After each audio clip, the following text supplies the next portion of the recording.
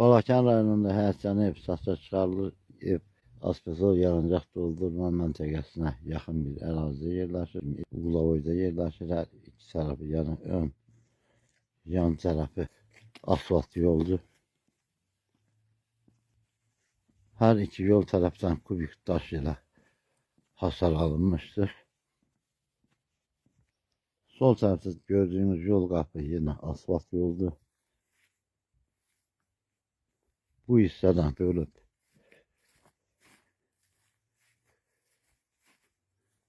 torpağını və evi iki adam alıb əldə edə bilər. Bu hissə Uğlavoyda yerləşir. 12 sot torpaq sahəsi var.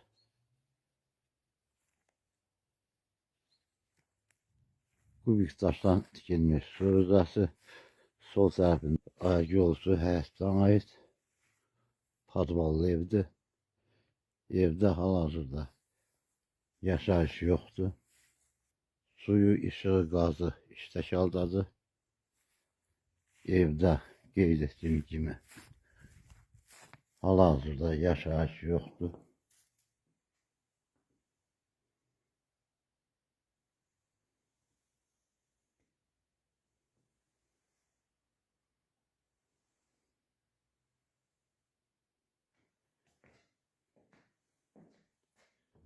Girəcəkdə gördüğünüz kimi telefon qoyulmuşdur. Reşotkalıdır. Pəncərələr tutayla plastikdir.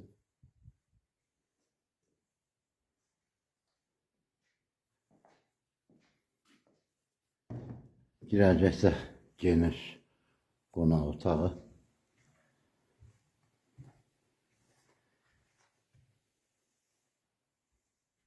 Girəcəyin sağ tərəfində yine gördüğünüz gibi otaq genişdir.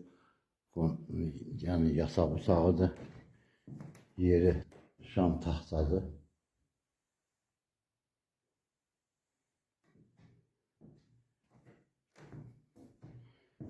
4 ildir evdə yaşayış yoxdur.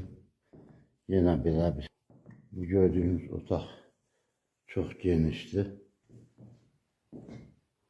Tavanı ekran yığılmıştır. Alçıpanla.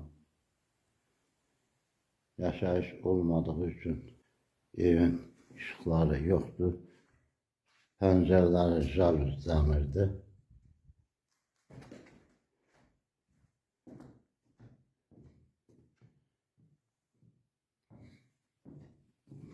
Deməli, iki yataq otağı